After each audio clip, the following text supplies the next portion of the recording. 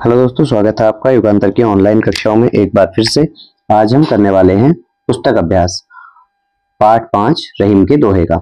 कवि परिचय हमने पहले देख लिया है कि 16वीं शताब्दी में इनका जन्म हुआ था। नीति, भक्ति और प्रेम की रचनाएं इन्होंने लिखी हैं और ये रामायण और महाभारत के अच्छे ज्ञाता थे। 17वीं शताब्दी में इनकी मृत्यु हुई और सामान्य जनजीवन में इनके दोहे बहुत अधिक प्रचलित हैं। आज भी आप कहीं पर लोगों को इनके दोहों के उदाहरण देते हुए आप सुन सकते हैं।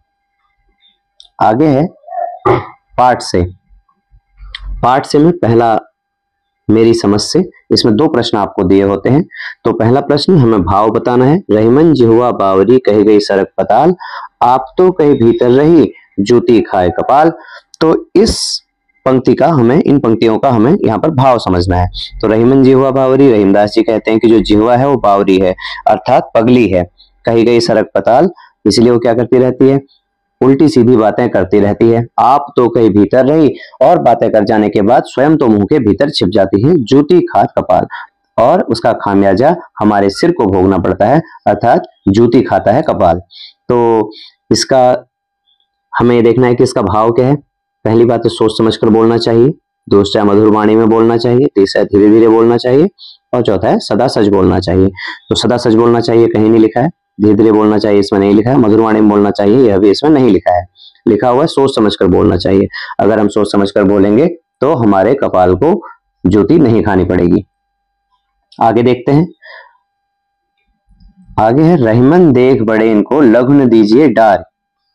रहीमन देख बड़े इनको लघु न दीजिए डार, और जहां काम आवे सुई कहा करे तलवार। कि रहीमदास जी कहते हैं कि बड़े लोगों से मिल लेने के बाद या बड़ी वस्तुओं के प्राप्त हो जाने के बाद जो छोटी वस्तु हैं, छोटे लोग हैं, उन्हें त्यागना नहीं चाहिए। जहां काम आवे सुई कहा करे तलवार। वो कहते हैं कि जहां पर सुई का काम हो वहां पर तलवार कुछ नहीं कर सकती, अर्थात सुई का कार्य सुई करेगी, तलवार का कार्य तलवार करेगी। इसीलिए हर किसी चीज का अपना एक महत्व है। तो तलवार सुई से बड़ी होती है, क्या इसका भाव ये है?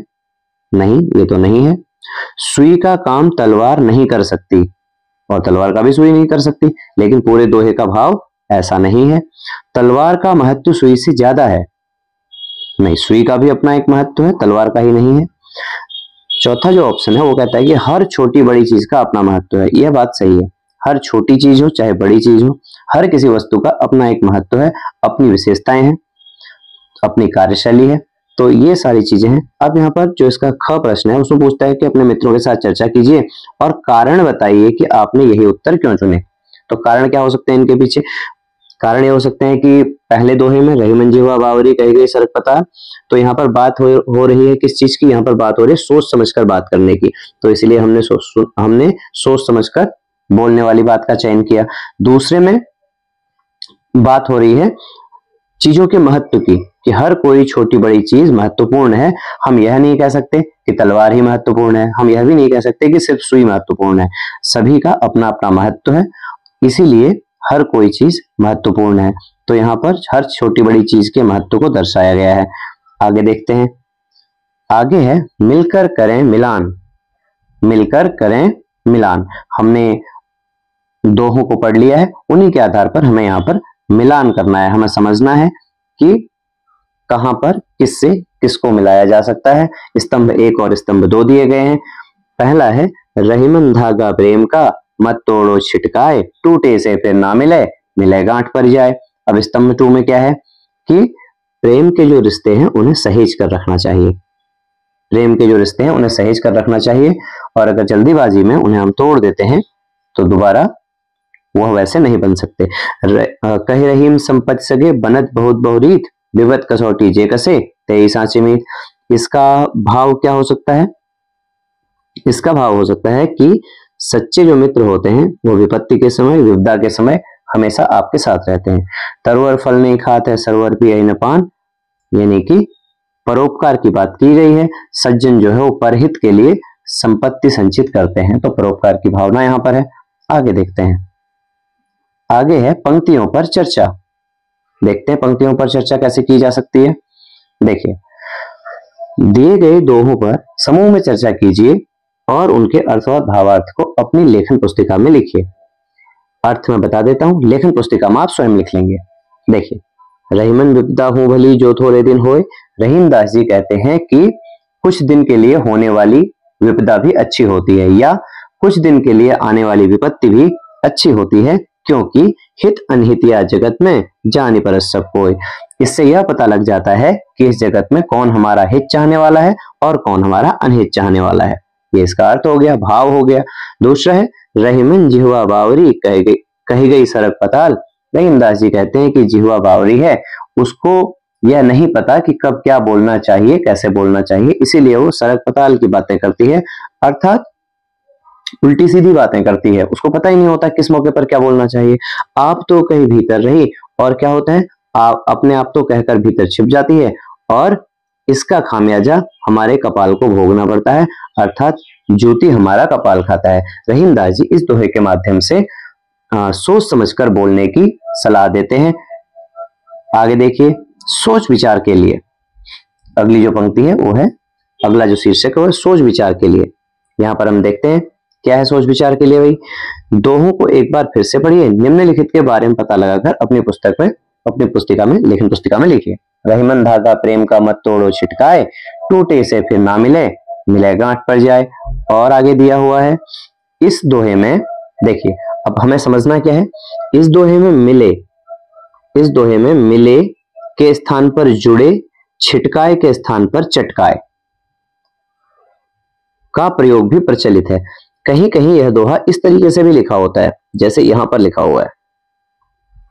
समझिए बात को, जैसे यहां पर लिखा हुआ है ऐसे भी, जैसे रहीमन धागा प्रेम का मत तोड़ो चटकाए, हमने अपनी पुस्तक में पढ़ा मत तोड़ो छिटकाए, और फिर टूटे से फिर ना जुड़े, हमने मिले पढ़ा था, लेकिन यहां पर जुड़े लिखा हुआ है। अब आगे पूछा गया है कि दूसरा वाला जो दोहा है उसमें ऐसे ही डारी के स्थान पर डार, तलवारी के स्थान पर तलवार का प्रयोग किया गया है, मानुष के स्थान पर मानस का भी प्रयोग किया जाता है। तो ऐसा क्यों प्रचलित है, ऐसा क्यों प्रचलित है, यह हमें समझना है।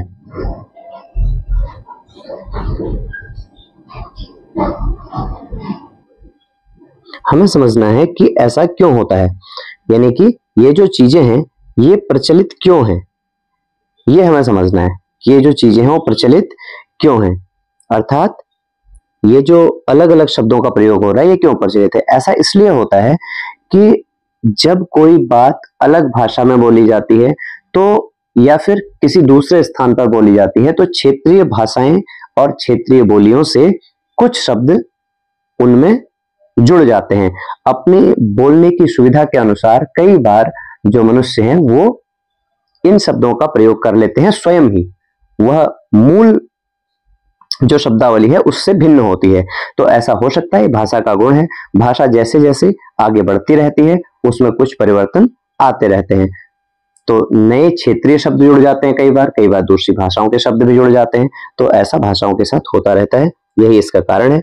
इस दोहे में प्रेम के उदाहरण में धागे का प्रयोग ही क्यों किया गया है, धागे का प्रयोग ही क्यों किया गया है।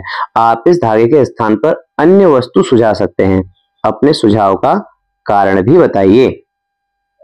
जैसे हमने यहां पर है कि रहीमन धागा प्रेम का मत तोड़ो चटकाए, टूटे से फिर ना जुड़े, जुड़े गांठ पर जाए। तो यहां पर जो प्रेम का धागा है, धागे के रूप में ही इसको क्यों लिखा गया है, यह आपसे पूछा गया है कि प्रेम का धागा ही क्यों है, उसकी जगह पर कोई और भी तो वस्तु हो सकती थी। अगर आपको लगता है कि कुछ और हो सकता था तो आपको अपना सुझाव यहां पर बताना है कि वह कौन सी वस्तु है जो हो सकती थी। तो देखिए, धागा होता है नाजुक, धागा होता है नाजुक, और इतना नाजुक होता है कि अगर हम उसको एक बार तोड़ दें तो तोड़ देने के बाद दोबारा हम उसको जोड़ना भी चाहें धागे को, तो पुनः हम उसे उसके पूर्व रूप में नहीं ला सकते। हमने एक बार धागा तोड़ दिया तो जोड़ने का एक ही तरीका है कि उसमें गांठ लगानी पड़ेगी, और गांठ लगाकर धागे में गांठ हमें दिखेगी, धागे में जो गांठ लगी है वो हमें दिखेगी, यानी कि धागा पहले जैसा धागा नहीं रहेगा। तो आगे इसमें यह भी लिखा है कि क्या कोई अन्य उदाहरण आप सुझा सकते हैं, तो अन्य उदाहरण बिल्कुल हम सुझा सकते हैं, जैसे कांच। जैसे यहाँ पर धागे से तुलना की गई है, ऐसे ही प्रेम के संबंधों की तुलना कांच से भी की जा सकती है, क्योंकि कांच भी एक नाजुक वस्तु होती है और एक बार टूट जाने पर पुनः कांच को पूर्ववत नहीं किया जा सकता, पहले जैसा नहीं किया जा सकता। इसीलिए हम धागे के स्थान पर यहाँ पर कांच को एक उदाहरण के तौर पर सुझा सकते हैं। आगे है, तरुवर फल नहीं खात है सरवर पियहि न पान, कहि रहीम पर काजित संपत्ति संचहि सुजान। देखिए, तरुवर फल नहीं खात है सरवर पियहि न पान, कहि रहीम पर काजित संपत्ति संचहि सुजान। पूछा क्या गया है, इस दोहे में प्रकृति के माध्यम से मनुष्य के किस मानवीय गुण की बात की गई है, हम और क्या क्या सीख सकते हैं। देखिए, यहाँ पर एक दोहा दिया गया है, इसमें प्रकृति की चीजों की बात की गई है। तरुवर यानी कि वृक्ष प्रकृति में पाए जाते हैं, सरोवर यानी कि तालाब, ये भी प्राकृतिक चीज है। अब यहाँ पर कहा गया है कि मनुष्य के किन गुणों की यहाँ पर बात की गई है, तो कौन कौन से गुण इसमें है। इसमें एक गुण आ जाता है परोपकार। परोपकार परोपकार की भावना यहाँ पर पेड़ों में दिखाई दे रही है, तालाब में दिखाई दे रही है। एक और गुण आ जाता है दानशीलता। दानशीलता यानी कि दान देने का एक गुण यहाँ पर दिखाई दे रहा है। और यहाँ पर क्या हो सकता है, निस्वार्थ सेवा हो सकती है। निस्वार्थ सेवा हो सकती है, क्योंकि निस्वार्थ सेवा यहां पर हो सकती है, इसलिए निस्वार्थ सेवा हो सकती है क्योंकि जो वृक्ष हैं वो अपने फलों के बदले कुछ नहीं लेते, सरवर जो है वह अपने दिए गए जल के बदले कुछ नहीं लेता। इसके अतिरिक्त भी प्रकृति में कई सारे अन्य गुण हमें देखने को मिल सकते हैं, लेकिन यहाँ पर इस दोहे के संदर्भ में यह 3 गुण हम लिख सकते हैं। यहां तक हमने पढ़ लिया आज की कक्षा में। शब्दों की बात, शब्द संपदा इत्यादि के लिए हम एक अगली क्लास में फिर से मिलेंगे। तब तक के लिए अपना ध्यान रखिए, पढ़ते लिखते रहिए। फिर मिलते हैं एक नई क्लास में।